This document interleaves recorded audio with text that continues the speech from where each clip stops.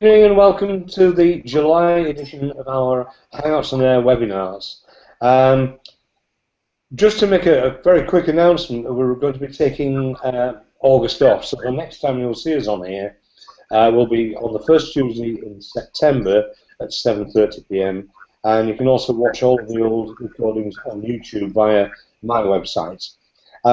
Tonight's edition is all about an update on Listeria. And I'm very pleased to have joining with me David, who's done this presentation for us. Over to you, David. I'm just sorting out my lower third. I always forget this, Steve. And I think I've got it in mirror image now. Is that right? Yeah, don't worry about it. It's there. It's fine on this.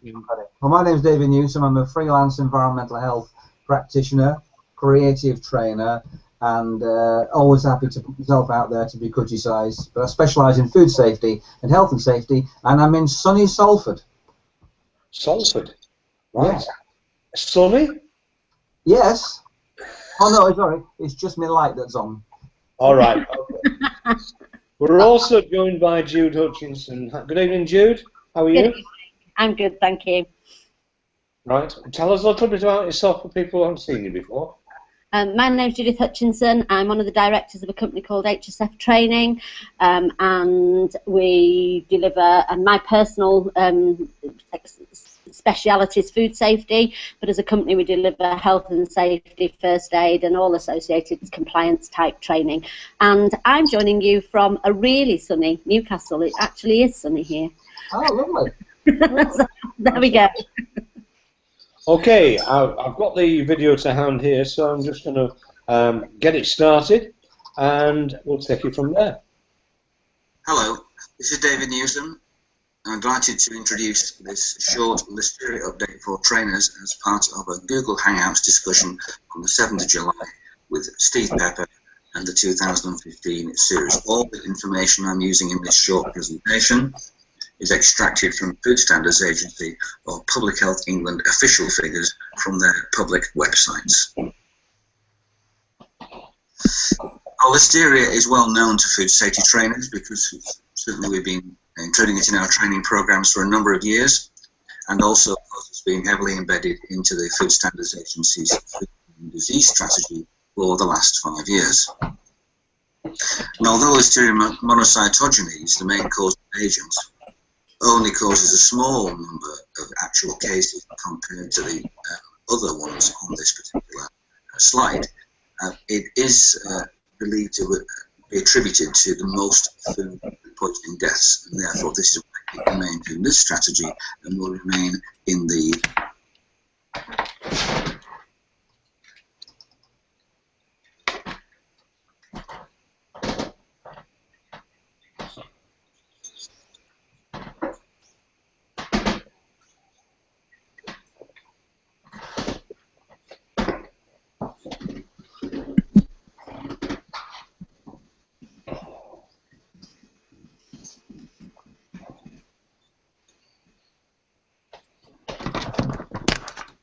plus cases each year, and this is why it remains in the strategy for the next 5 years. Especially when you consider that the average case fatality rate does vary from as low as 15% in 1 or 2 years, but as high as 30 to 35% in some years. And this is an incredibly high fatality rate for those who do have the infection.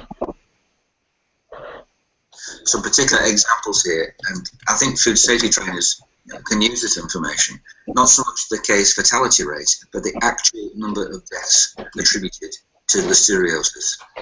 Each of these individuals, be it 35 in the most recent year, still provisional of course, or 28 the year before, or 47 the year before, these are real people, real human beings who have died from listeriosis. We sometimes need to use that emotional connection with our learners to make the point. In fact, most people who are infected with listeria are hospitalised at some point. And in some groups, around a third of them have the prospect of dying, very sadly. There are some groups that are particularly at risk, some well known, some relatively new to us. So pregnant women historically from the Listeria hysteria of the late 70s, as we well know. But the over 60s now seem to be much more likely to be affected. Anybody who is immunosuppressed or with underlying medical conditions, and certainly those who are undergoing certain dramatic drug treatments, such as cancer treatment, can be more susceptible to this infection. In fact, in terms of the proportion of these, the over 60s are most susceptible compared to any other groups to the bacterial form of this rather than the form which affects the central nervous system.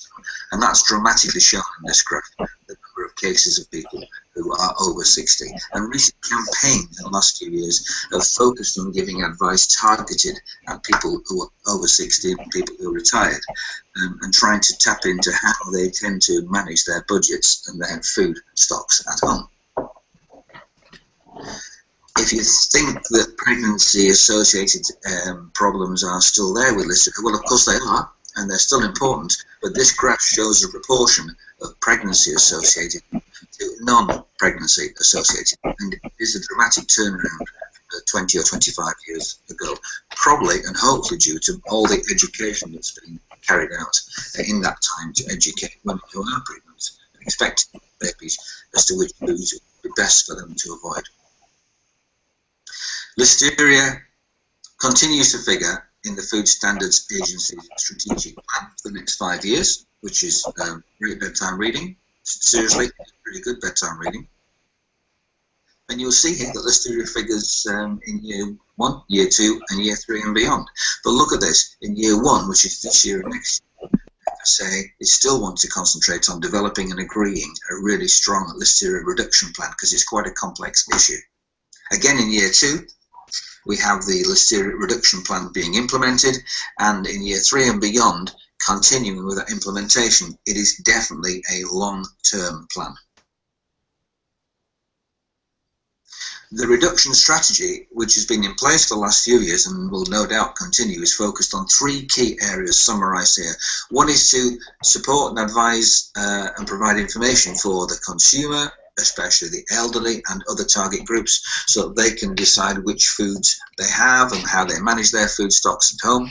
Secondly, in the centre there, the procurement and provision of food to vulnerable groups, especially in care settings, for example, for a similar reason to the first one about over 60s and immunosuppressed people. And the third one is to work with industry, always a strong point of any FSA strategy, to reduce Listeria presence in foods and ensure the highest standards of food production and manufacturing. So as a reminder for trainers, remember to stress that Listeria can multiply below 5 degrees, albeit slowly. It's ubiquitous in the environment, so it's likely to be in most food premises and around at some points, and certainly some food manufacturing facilities have great difficulty in eliminating Listeria completely from that food environment. It's got a very low infective dose, and of course it's a serious illness with a very high fatality rate.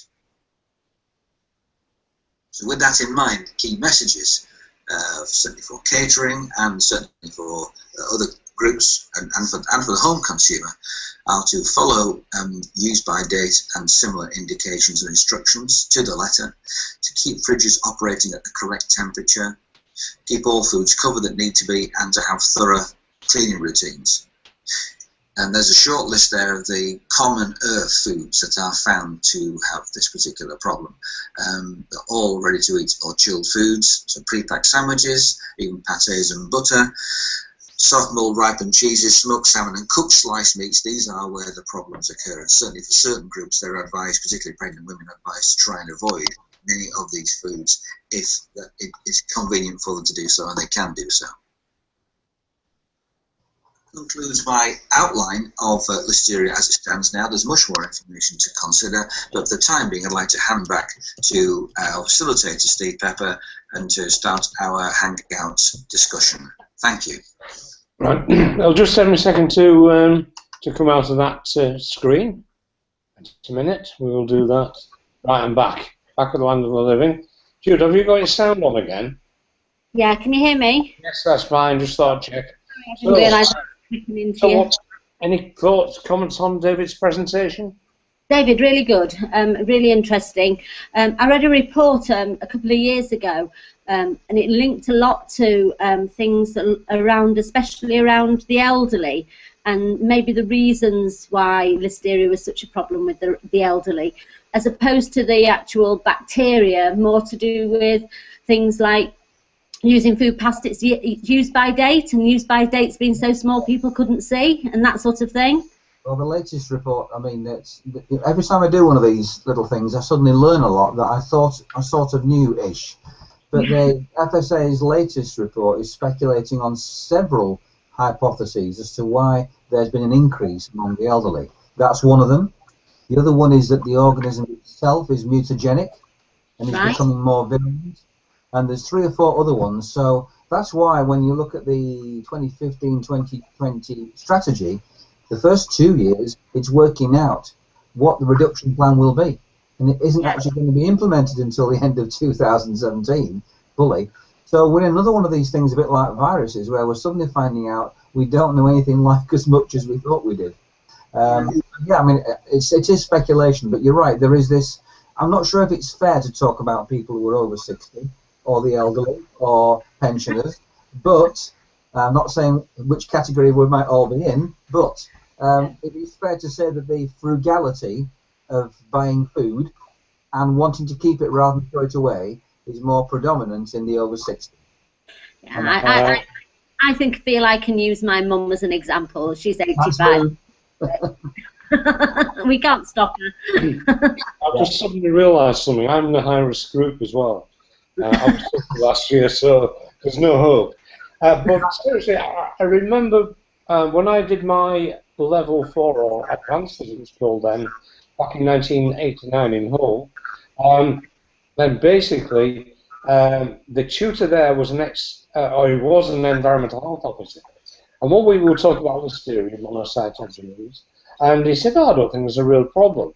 He came back about a fortnight later, and he suddenly changed his mind because he'd been swabbing all over this particular kitchen, and everywhere they started swabbing, they found Listeria monocytogenes. Yeah, and it just was one of these things that all of a sudden, that's when it hit me, that this thing is serious. And not only that, I mean, in those days, we used to keep food samples in the NHS. And of course, as we all know, those got banned in about, taken out 2003, sorry, 1993, 94. But it was pointless taking food samples, because if they got contaminated with anything in the environment, then it was going to contain Listeria. Yeah, and I think they don't always test us to the particular species, if you like, of Listeria. So it might be monocytogenes, it might be inocua or other ones, and often you don't find out because of the expense of doing that. I think sometimes you perhaps get false positives as well. But yeah, it's an interesting thing, especially, David, I think when you're teaching at the higher levels, to sort of explain to people that whilst it's maybe not the most common cause of food poisoning, it actually kills more people than anything else. So lots of other people get other things, but they're likely to recover. And it's an absolute clear marketing line from the FSA now that Campylobacter makes more people ill, but Listeria actually kills more people. Absolutely, yeah, and I think that's something that people don't always sort of grasp, is it, as it goes along. Yeah, I mean, there's so many layers here, Jude and Steve, because when I'm looking at oh yes, and by the way, it can grow in a fridge, that's sort of been left as nobody's answering the question, so what are we supposed to do? No one's actually saying, so should we keep our fridges at 1 degree or 2 degrees, or are we saying even then it's still going to grow, in which case the most important thing is the use by. The latest information from SPSA about use bys and whatever was, once you open it, don't use it within 2 days, regardless of what the manufacturer says. Well, yeah, absolutely. But what about if you haven't opened it like a ready meal or something? Even then, shelf life's a bit. If we haven't maintained the chill chain, because I think this shelf life is perhaps the key element here with some of these, as opposed to temperature. Yes. You know, that can be an issue, can't it? So, yeah. I remember back in the 80s when Cook Chill first came out in the NHS, and it was a great way of saving money, whatever.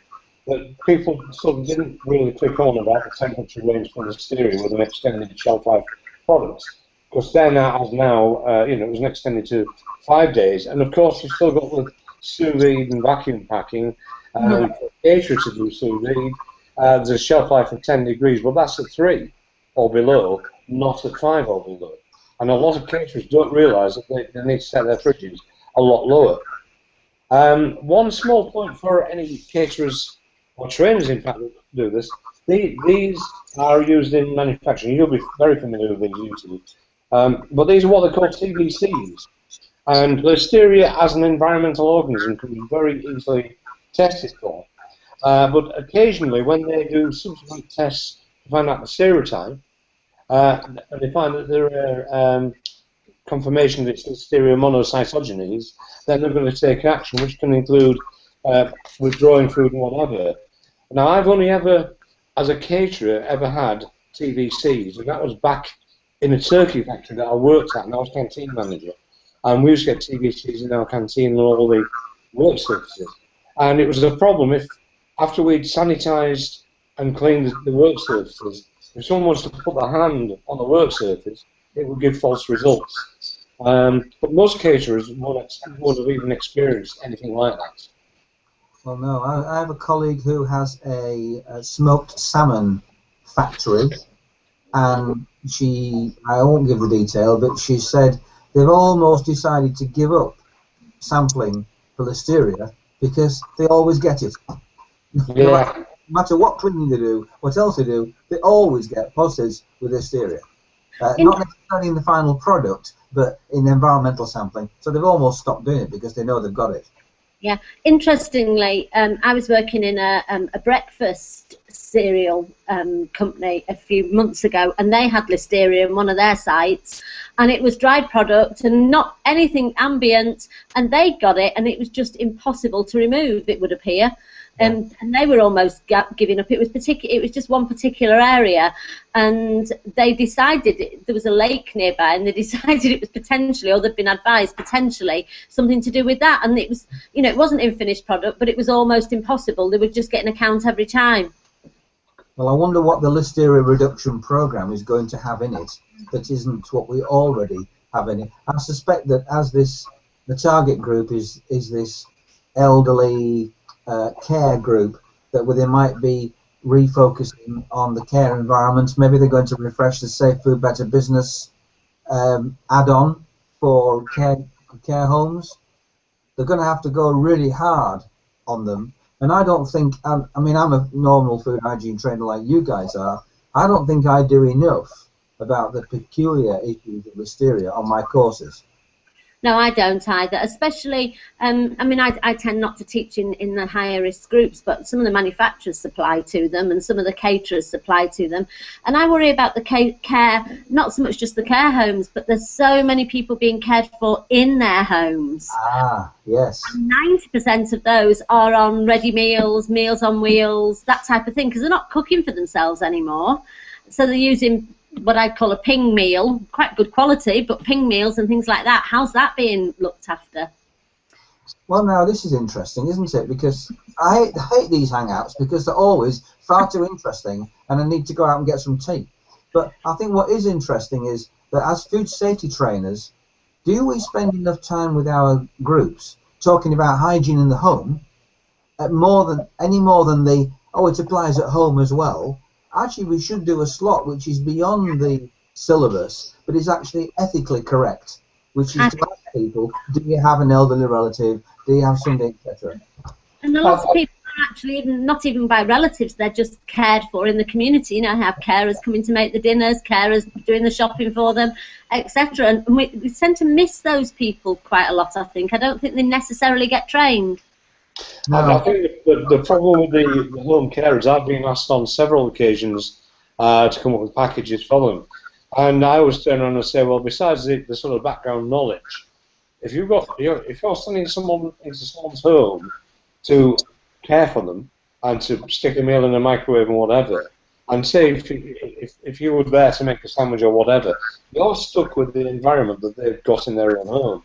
And if I was running a care operation, my staff would have kitchen rolls, a clean kitchen roll with them, and a bottle of sanitizer and something to wash their hands with at the very minimum. Because you know, if you imagine I think what my mum's place might be like if she's been left a few days.